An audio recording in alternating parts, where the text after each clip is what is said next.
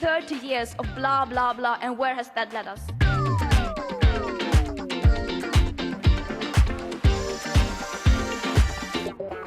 Welcome to tonight's show. So much of the story of this year's COP has been the story of young people, inspired by Greta, of course, but it's not just Greta, it's young people all over the world who know it's their future that's at stake. And they really get it, they really mean it.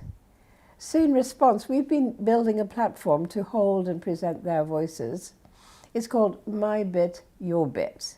And young people have been telling us via their phones, through Twitter and Instagram, how they've been responding to the climate emergency, what they've been doing as their bit, their best, and what their demand is of the world leaders who need to do their bit, the genuine systemic changes that the world needs.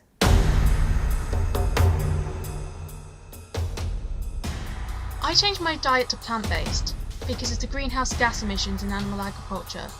So I challenge you, the world leaders at COP, to decarbonise the animal agriculture industry.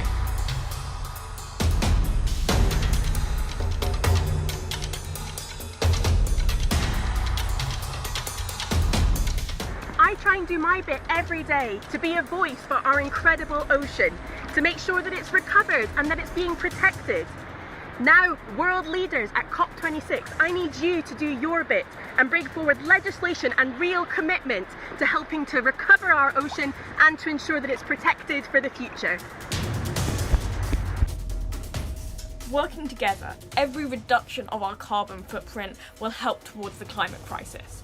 For me, I've supported moving away from the fast fashion industry, using recycled, reused or vintage clothes. And I challenge you, leaders at the COP summit, to make meaningful and radical system change, cutting the funding on fossil fuels and promoting progressive changes to the transport sector. For my bit, I'm giving up a significant amount of my time for environmental activism, campaigning against ecocide and the destruction of nature. We are not fighting for our future, we are fighting for everyone's future, and we will not stop until we are done. So I'm challenging you, world leaders at COP. Stop the destruction of nature by protecting existing forests and by making ecocide a crime. We are doing our bit. We need you to do your bit. And as for your bit, we want politicians and leaders to start thinking ambitiously and acting tangibly to solve this climate crisis. We need politicians to remove fossil fuel subsidies and subsidise sustainable energy. We all need to do our bit to save the planet. What will you do?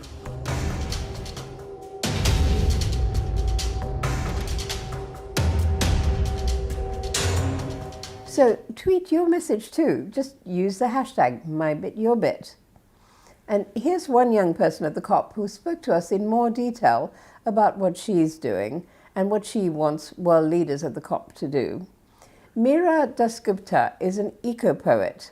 In fact, she was the Youth Poet Laureate in the US in 2020. So what brings her to COP26? I'm at COP because I feel as if we need more young people within places of leadership, and we need to understand that our voices matter in terms of negotiations and that the true work is happening in Glasgow at large. I was in the protests and strikes on Friday and Saturday. I was with that group of people trying to push forth these people in positions of leadership in order to do their jobs, in order to find a future for us all, because I think the next generations, we're the inheritors of this world. And we all borrow this land that we're on, a lot of which is stolen land. And I think that we need to acknowledge that and bring more youth from the global south, indigenous leaders, leaders and women of color within these spaces, because climate change affects us all. And I hope that by being at COP, but more so being in Glasgow, I can meet a lot of those international voices, which are integral to causing tangible actions within our own communities. And do you feel, having been at COP now for some days, that what you've heard so far is giving you any hope? I feel like 2030 and pushing the goals further and further, whether it's 2030, 2050, it's not enough, because I feel like having a future facing goal, it is important, but the time is now to cause change on a larger level, and to not be so reliant on pollutants. And because I feel like personally, what has given me hope are, again, young voices and those voices of change. Because from our leaders, we are the ones who are their constituents, and they have to remember that they're representatives of the people. And I feel like now there has been a shift where the youth, the people who are on the streets of Glasgow asking for climate action, they are our representatives, and we have become our own representatives and voices. I feel like personally, what's important to me in terms of understanding is that in order to cause climate action in terms of feelings, there is a lot of grief, there is a lot of frustration, but there's also a lot of hope. So we can't stop feeling, and feeling is the essence of it all, and conversations and understanding. Because as we continue to feel, as we continue to move forwards and not think about in terms of all of this and get lost in terms of climate grief, I think that it's important to understand that we have each other, and that there's still communities backing us with the support. Are you saying that solidarity with others is the way to cope with that grief and move with it rather than be drowned by it? Yes, and I feel like climate justice is interwoven with all of these other kinds of justice, whether that's social justice, racial justice, gender justice, because climate change is a societal issue. And once you begin to acknowledge your own privilege and acknowledge these social constructs which make up a lot of our infrastructures, there has to be a deconstruction. And that's what I feel like our leaders are afraid of, that deconstruction and relearning and acknowledgement of the pain that has happened because of us, because of people in countries that are wealthier from the global north. Climate change is our fault. And I think that there has to be more openness in terms of perspectives and in terms of understanding the communities that are most affected, because the lives of these individuals who have gone through wildfires in California and the Mediterranean, who've seen the coastal flooding, their experiences are just as important and necessary when creating legislation for the country, but also as global citizens for the world. Personally, I am a poet from New York City. I like writing eco-poetry, which is poetry on climate change, poetry on the lineages which enact climate change, because I feel like we're all a part of different intergenerational conversations and intergenerational histories. And I feel like what poetry has given me and what writing and art has given me is also a community and a way to express these feelings, because when you're younger, you understand that climate change is bad. You know what feels good and what doesn't feel so right in terms of morals and understanding. But poetry and writing and art for me has been a way to express those feelings and find examples. So I feel like once we begin to understand each other, once we begin to understand, again, these experiences and understand these examples as not only statistics, but as human lives who are being impacted every day, I think that once we garner that connection, we can continue to acknowledge the fact that we can't be complicit. We can't stand within our own privilege, because even though it might be painful to understand that we're at fault and to acknowledge that, because acknowledgement doesn't always mean success. Sometimes you might go forth into this new realm of understanding and you might fall, you might feel angry, you might feel frustrated and sad, but at the same time, there's so much room for growth in that pain. And I think that growth is something that is honorable in terms of striving for, and need to grow not only as individual people, but as a human race as well. So I wondered if you had to pick just one thing. I mean, you're obviously a very interconnected-minded person, but if you could nonetheless pick one thing that you could say, well, I do this as my bit, and one thing that you would ask the world leaders to do as a kind of systemic change, what would your bit and their bit be, my bit and your bit be? Yeah, so I feel like my bit would be utilizing my networks as an artist and utilizing poetry in order to uplift and empower my communities, because I feel like art can move people in a way that facts can't always do. And I feel like that's the emotions and those lived experiences again, which can cause tangible changes in terms of shifting perspectives in a way to encompass more people and more lives in terms of many issues, not just climate change. And in terms of what I would tell our leaders to do is that, first of all, representation matters. You have to bring more people to the table. And I've said this multiple times, but it's not, you can't just bring people to the table and then show them the door.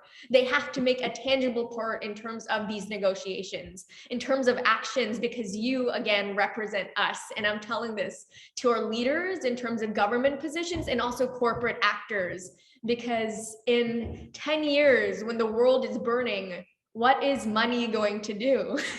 What is money but paper, which comes from the very trees which are currently burning in California, in the Mediterranean? So bring these voices to your table and show them and show the communities which you have been elected in order to be at the table for, that they also deserve a place there, that they have the ability to represent themselves. And I think that's important, because I know that our leaders also have families. And think about in 2030, what your children, what your loved one, what world do you want them to see? More power to you, Elba. Thank you so much.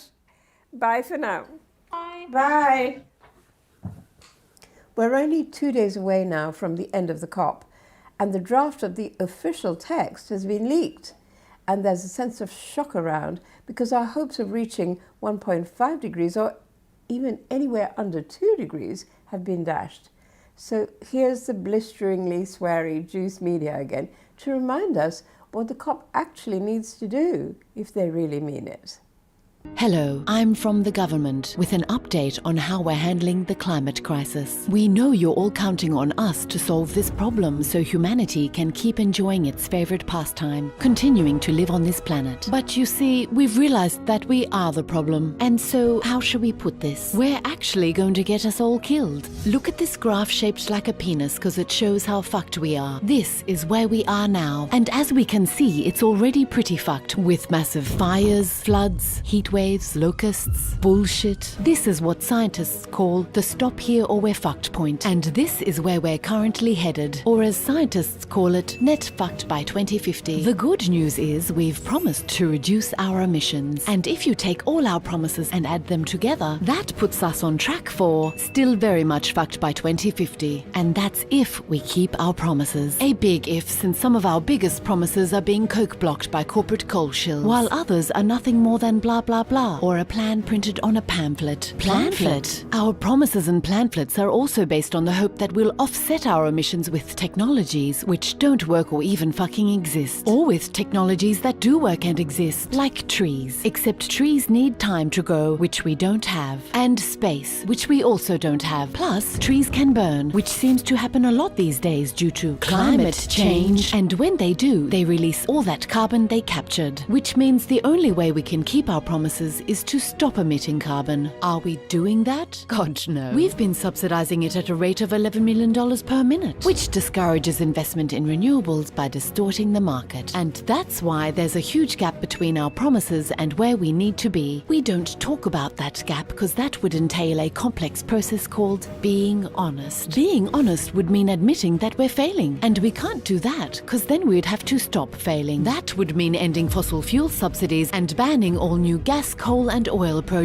And to anyone suggesting harming our precious children like that, we say, how dare you? So being honest isn't an option for us, which is why we've come up with the next best alternative. Net zero by 2050. Net zero by 2050 means that instead of being honest this decade by taking this path, we leave the being honest part to the last minute by taking that path instead. As you can see, both lead to net zero in 2050, but they're very different journeys, because this path adds this many emissions to the atmosphere, and that one adds 3 times as much. And since emissions are what's causing the planet to warm, that means crossing the stop here or we're fucked point, which risks setting off irreversible chain reactions beyond our control. That's the exciting part of running an experiment with the only planet we know that supports life in the whole fucking universe, just so we can make a few billionaires even richer. Net zero by 2050. Anywho, feel free to take over from us at any time. Cause as you can see, we're captured by the fossil fuel industry, compromised by our moral failings and lack of vision, and probably going to get us all killed.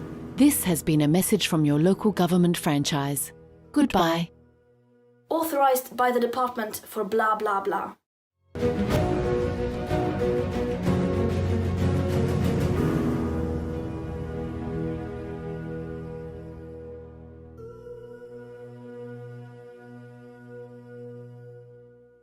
So that's it for tonight's show. I'll leave you with the late, great Roy Bailey reminding us that the struggle's not over yet. What will they say of us 100 years from now, when they look back on these unhappy days? They'll shake their heads at how so many swallowed lies, that dog-eat-dog so long went undefeated. Or will they curse us then, that so much death crept in, there was so little left to build again? Or will their smile salute, and like a song recall the ones who through it all went undefeated?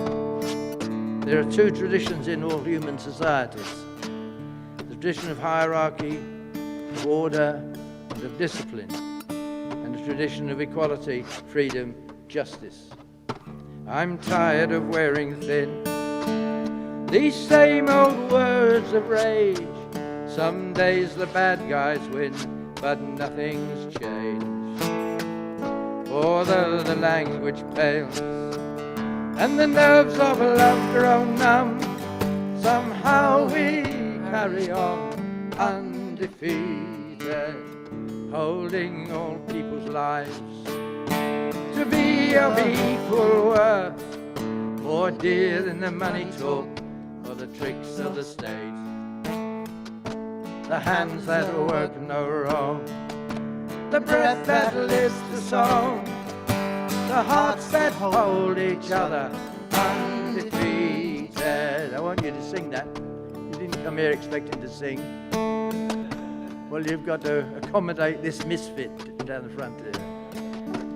All I want you to sing is the hands that work no wrong, the breath that lifts the song, the hearts that hold each other undefeated. Can you try that? The hands that work no wrong, the breath that lifts the song, the hearts that hold each other undefeated. I can't hear you. The hands that work no wrong, good. The breath that